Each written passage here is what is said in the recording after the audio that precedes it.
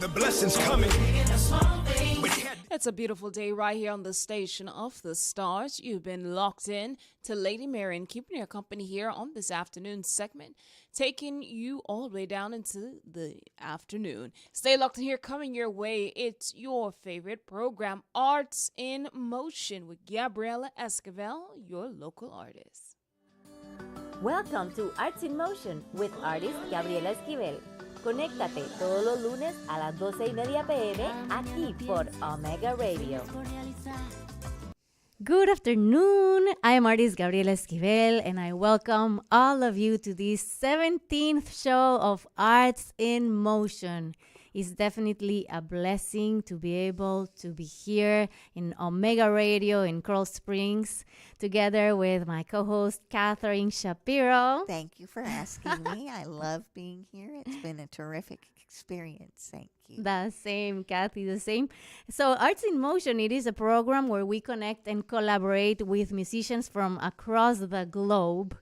And today we invited a musician from Puerto Rico. Oh, fabulous. Yeah, Puerto Rico has a very special place in my heart because I lived there for 11 years where I studied visual arts and music.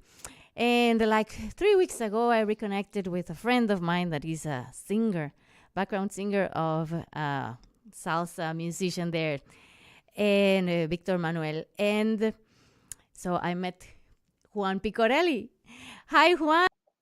Hi. Hi. I'm good. How are you? Thank you for having me.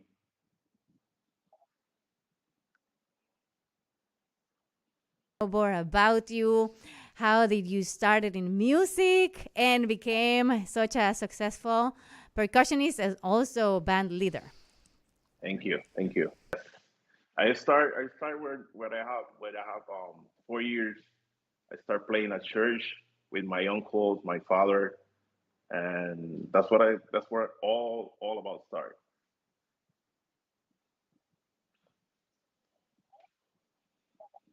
Percussion, congas, a little bit of bongos. My uncle played timbales, drums, and trumpet too. And my other uncle plays bass and piano and guitar too.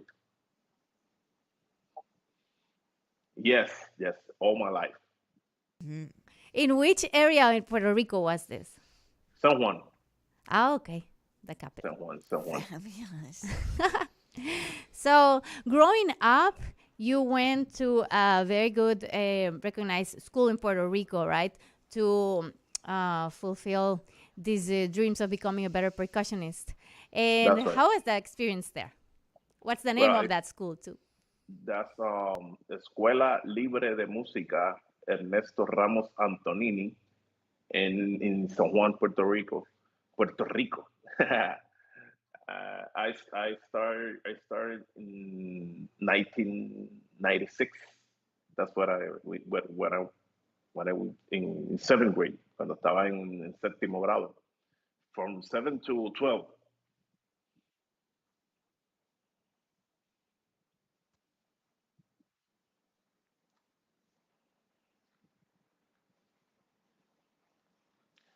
Yeah, well, I studied in that school, um, everything like from fundamentals of the music, and then I started reading music.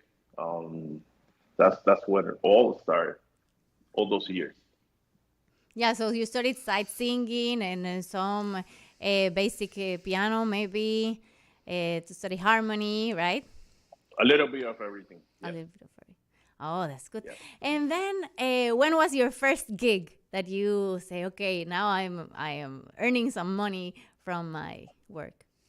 When I was 16 years, I started playing with a Christian salsa duo. They used to sing together. They're sing now, but not that frequently. Mm-hmm. But I started with them. I remember that they paid me for that gig $50 back in those days. But it was my first experience And it doesn't play seem like a lot professional. at first, but it is, because you're actually being asked to do something that people value a lot. And I wonder Right. what that feels like. Right. Absolutely. So that was my first gig, and I said, okay, this is I wanna do this for the rest of my life. And that was in Puerto Rico. Right, in Calle, I remember, Calle, Puerto Rico. Calle. Sí. Qué bien. ¿Ahí está el Paseo de los Artistas ahora? ¿O esto no es en Calle? En Calle tienen una plaza, específicamente donde tienen como un tipo de concha y tienen música ahí. Sí, yo creo que la yo misma plaza. exhibí ahí. I think in Puerto Rico, in the place where he played that gig, I exhibit my paintings in an activity called El Paseo de los Artistas. And I what a small world it is. Puerto That's Rico is amazing. wonderful. So, after he was in Puerto Rico for a part of his life, what moved him to Chicago was love. Well, of course. And the church. Because he met his wife at a church in Chicago, right? That's right, in my uncle's church. My uncle used to pastor, so that's what I met my wife. So how was those experiences and first years in Chicago? What did you learn from that? Those first years, I remember that I wasn't playing at all because I moved from Puerto Rico directly to Chicago, but I didn't know any musicians there, so I went just playing, just working regular jobs, and después poquito a poquito me fueron conociendo. Some calls from Puerto Rico to Chicago. There's a guy that he moved from here, so if you want to call him because he plays good, so call him.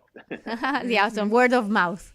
That's why. That's Absolutely. That's But- still the best way to do it is word of mouth. Word of mouth. Yeah, people know you better. But he was still being productive. And when he became a dad, he got inspired and composed a song for his daughter. We're going to That's play right. a little bit, and then you're going to share a little bit of the experience of how you got inspired in it. Sounds good.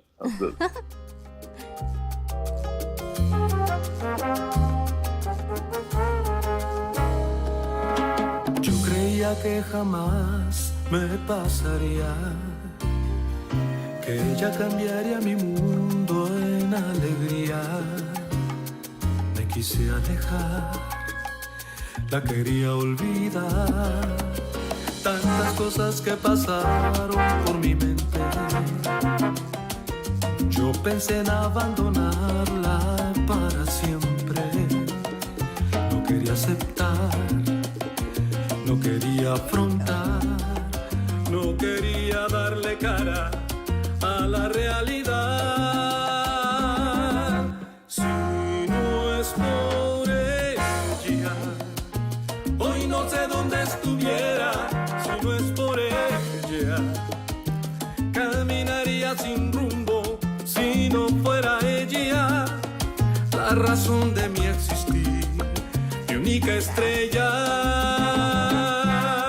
Si no es por ella, no sé qué sería mi vida. Si no es por ella, le dio sentido a mis días. Si no fuera ella, mi más grande amor, mi alma gemela, Greatest love. mi alma. The That's greatest your love of kids. all. Your greatest love is for your kids. You know, if we translate a little bit of the lyrics, it does talk a little bit about the fear that you felt when you were becoming a dad, and that you, for a millisecond, like the lyrics say, oh, I almost ran away and I had to face this, and then I stayed, and then you're like my soulmate. All these are the lyrics of the song. So how did you get inspired? Where were you when you wrote the lyrics, and how did it happen? Esta te la voy a decir en español para Okay. entenderme mucho mejor. Lo traduzco. He's going to say in Spanish and I That's translate. all right, no problem. Okay. Pues mira, tal y como bien tú lo describiste, fue justamente así. O sea, yo era muy joven cuando tuve mi primera hija. Y pues todas esas cosas pasan de momento y uno se desespera. Yo tenía otro tren de vida completamente diferente al de ser papá. Y cuando viene esa experiencia de mi hija, pues, me pasan todas esas cosas por la mente y empiezo a escribir esa canción. Empiezo a escribirla, a ponerle letra y a ponerle melodía.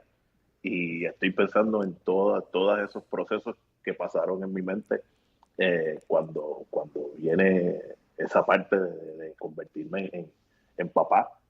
Pero te tengo que decir que de las mejores, te puedo decir la mejor experiencia que yo he tenido en mi vida es ser papá. Eso no viene con un manual, no viene con instrucciones. Eso uno aprende poquito a poco y vas aprendiendo con la vida, de las situaciones, los golpes que da la vida, pero es bien satisfactorio. Es bien satisfactorio ver a mis hijos crecer, verlos en todas sus etapas, desde que son pequeños y que son bebés, que tú los cargas, que le das comida, alimento, ya mis hijos ya son grandes, todos son teenagers. Wow. So it was a blessing, and of course he felt all these fears, so he started writing the lyrics in one of his jobs that he used to do there. Now his daughter is 19, but he also has two more kids, two boys, and Right. they're all teenagers now. And it's been so rewarding for him to become a dad and be part of the growth of these, three human beings. Absolutely, and I hear your children are also musicians too. Yeah. So- Two of them. One plays on the bass, and the other one plays trumpet.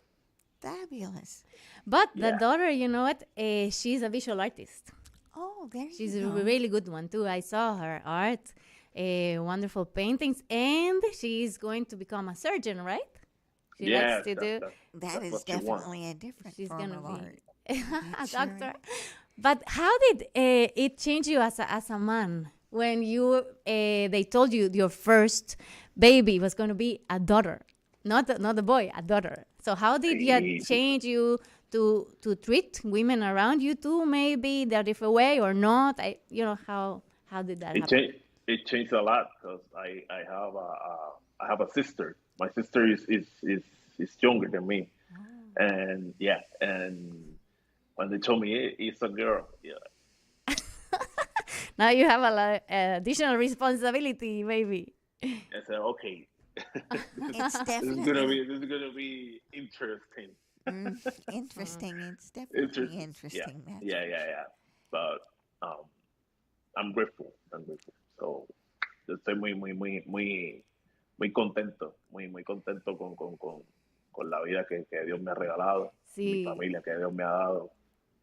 And I've Hello, heard that you also have had a lot of great experiences singing with other female artists. Most notably for a fan like me is Aretha Franklin. And Yes. I'm just such a fan of hers, and I was wondering what that How did that experience is happen? like stands out to you as being. That's a funny story for me because I was playing with a friend.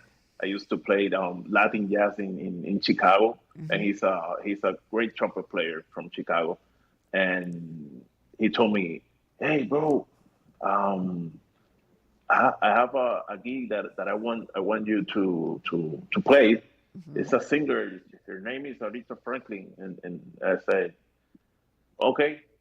Like You like didn't know for who she me, was. I didn't know. I just moved from Puerto Rico to Chicago, and Yeah. I didn't listen to all that music, and I didn't know. But when I went to that rehearsal, there was a whole band, like a big band. I was the four percussionists playing in that show, and for me it was incredible experience. I have that in my resume. I played with Aretha Franklin. Well, So that is just amazing because it's amazing. It was you amazing. learn a whole bunch of different things from people who are very famous and Right. when you're just starting out yourself. So my next question gets to be, what would you tell someone just starting out themselves? Ok, esa me la repites tú para yo decirla bien. Ok, ¿qué le dirías a una persona que está apenas empezando en la música? Mi mayor consejo es estudiar mucho, practicar. Eso es muy importante. Y escuchar mucha música. Depende de lo que tú vayas a tocar, el género que te guste, pero es bueno escuchar mucha música. Así uno va aprendiendo y adquiriendo conocimientos hasta que tú mismo creas tu propio sello, tu propio estilo. Tu propio estilo. Ese es mi mayor consejo. Y no quitarse. He said you have to be perseverant, but listen to a lot of music. It depends on the genre of style that you want to concentrate in, and practice a lot. Practice a lot, but definitely be perseverant. Stay active, and it's gonna take time, but he made it, and many others too. And I also read in your bio that you are a Grammy winner. Yes, You were was part. another experience. Yes. Tell us a I was little bit part. about that. Sí.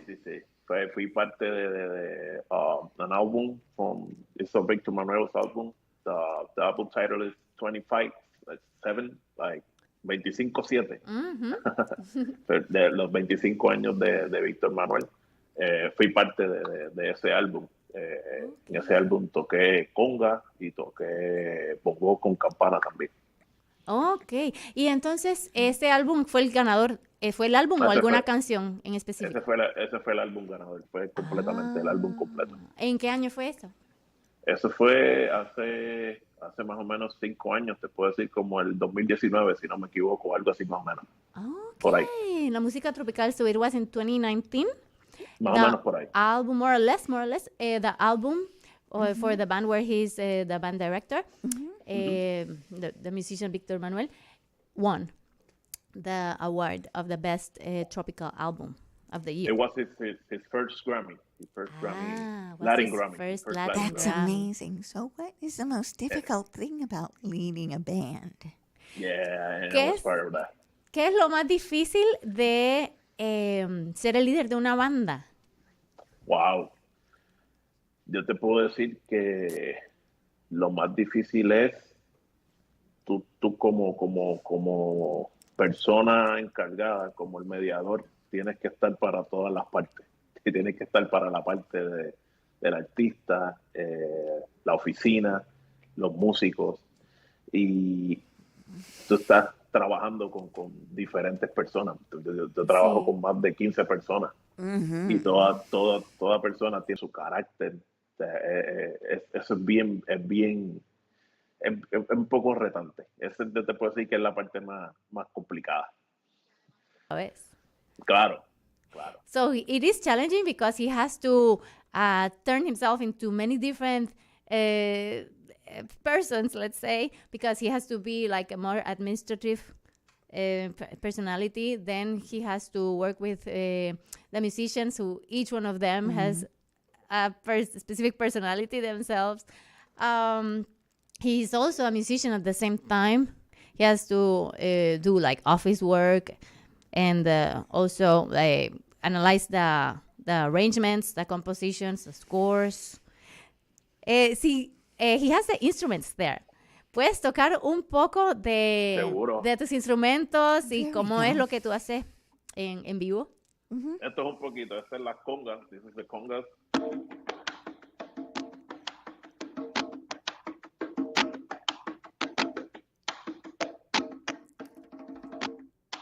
Wow, that kind of strikes me like it would be very physically demanding after a point. I mean, do you... This is the timbales.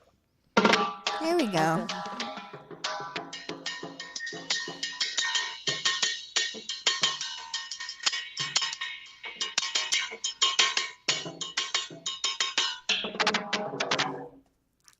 Do you start off with one kind of particular drum that you really like and then maybe go into other different instruments? Or do you, when you get a song or a melody in your mind, does it come out in drums or does it come out in just something different? It's just come on as something different. Then I start doing I grab the congas and then I start singing the melody or something like that, and then I put just the rhythm. There you go. Yeah, because Juan is also a producer himself, so he has some more songs, and Puerto Rican musicians are singing them. Mm-hmm. Yes. So when you are composing, you start first playing the percussion, and then the melody comes to you? That's how your creative process works? I start with the lyrics. Then I start with the lyrics first, and I try to put like some melody, and then I grab the congas and put some cuts. Mm-hmm. Just a beat, and then it sort of builds on itself, kind of like a house where you take nails and wood and then put the walls up and then the ceiling and then the roof, so that every part sort of fits together. Right. And he actually just like that. he is the director of the band, and it's more or less 15 musicians that he has to work with. Now, when they are recording or working on a new music, he receives all the scores and the arrangement, right? How is the process of analyzing these arrangements? Pues, es un proceso, no es complicado. Te puedo decir que es bien interesante. Es bien interesante porque cuando empiezas a ver la música y ver lo que un arreglista está tratando de transmitir en ese arreglo a raíz de una composición que le dieron. Es un mundo y se disfruta cada proceso, se disfruta, y cuando ya comenzamos a grabar, todo el mundo empieza a aportar también sus ideas dentro de lo que hay algo que está hecho, pero todo el mundo le pone un granito de arena a ese arreglo y se convierte en una obra maestra, te puedo decir. Exacto, verlo crecer.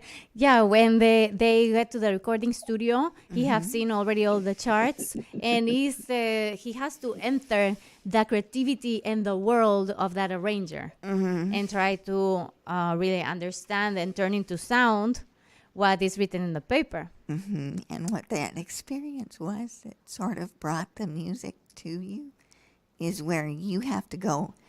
Athletes call this the zone. It's a creative zone where you can listen to just about anything and put it together into something that is a final product. And that's a gift that not many people have really well. And it takes a lot of practice and a lot of looking at all sorts of different points of view, I'd imagine. Right. So what's the most important skill you have as a producer? Te puedo decir que el mayor es que me gusta darle la oportunidad a cada músico para que aporte sus ideas. Es como que lo más que me gusta, es lo que más me satisface. This is wonderful what he says. He likes to take out the best of each musician that he works with. So he wants to give them the opportunity to express themselves, express their ideas, participate, be part of that creative process as well. Absolutely.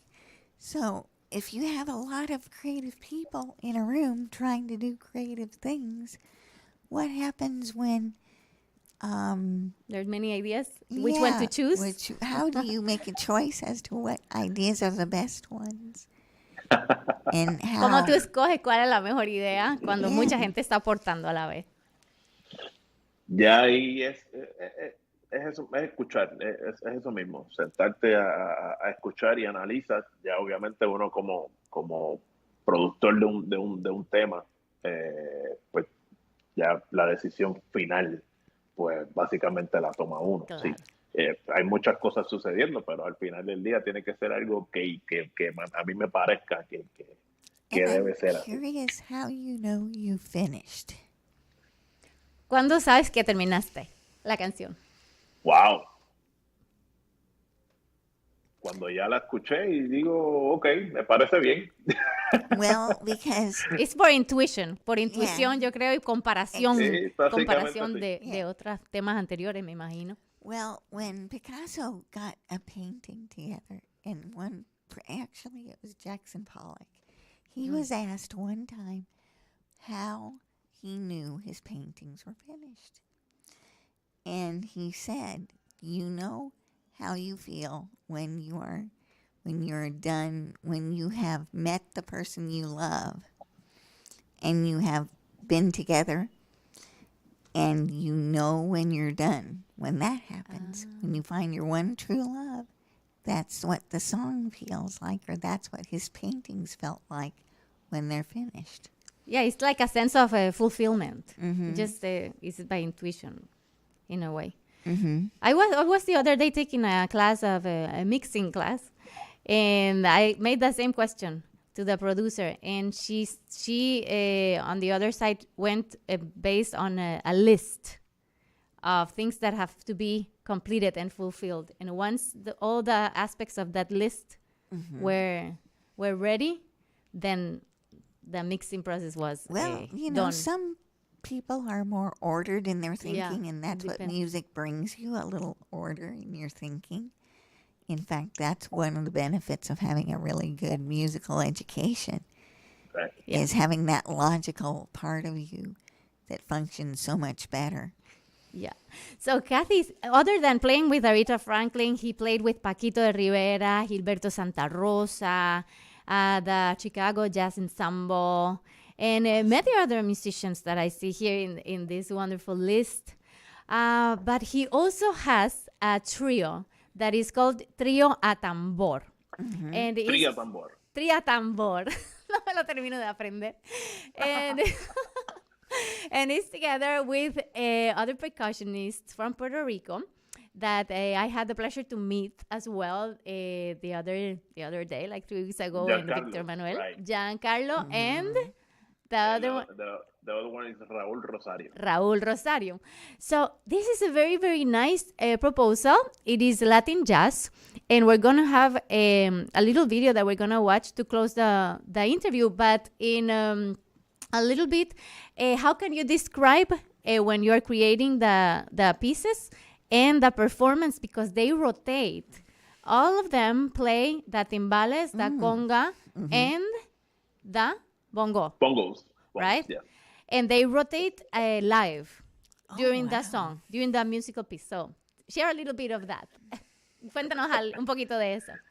Mira, eso pasó porque nosotros los tres estábamos firmados para una compañía de percusión, y todo comenzó porque se nos acercan para que nosotros cada quien hiciera un performance, y nosotros tres, como nos conocemos, tenemos una amistad de hace muchos años, quedamos en hacer, vamos a hacerlo nosotros tres, y analizamos algo de que sea así mismo, rotando los tres instrumentos, porque va a ser algo llamativo. O sea, más bien lo hicimos por eso mismo, de que fuera algo que la gente se quedara con esa experiencia, tal y como tú la viste. Sí. Que dice, me impresiona porque en cada pedazo ellos se van a parar, nos vamos a parar y uno va para aquí. O sea, fue algo que hicimos con logística, porque hay unos patrones pasando entre bajo y piano que tenían que hacer cierta cantidad de compás y nos diera tiempo a nosotros cruzarnos para otro instrumento. Sí, eso, hicimos todo eso. El arreglo lo hicimos con un amigo de nosotros que se encargó de la parte de los metales, que se llama Juan Carlos Cardona. Entonces lo hicimos pensando en eso mismo, que nos diera tiempo a pararnos, pero que no se cayera. Bueno, déjame traducir rápido, que nos queda aquí un Sí, minuto sí. para la entrevista, pero cuando nos vayamos vamos a despedir el programa con ese videíto de Tria Tambor. So he created this idea with two musicians that were working in the same company, and they needed to create a specific piece, and they just had the idea of rotating. Oh, And okay. it is a very organized thing to do too, because the arrangement has to give them time to rotate from one instrument to the other. So there's certain measures from the bass and the piano that have to be played. Meanwhile, they rotate And from it one sounds instrument like a to the other. particularly physically demanding. So we're thing, gonna Yes, say yes. goodbye Yeah. to the show today with this video. But first, we want to thank you for being here today. Absolutely. It's It was a Thank you for pleasure. thank you for having me. Thank you for having me. Absolutely. Yes, it's a pleasure to get to know you better about your creative process, your music, and hope to stay connected. We'll see you later.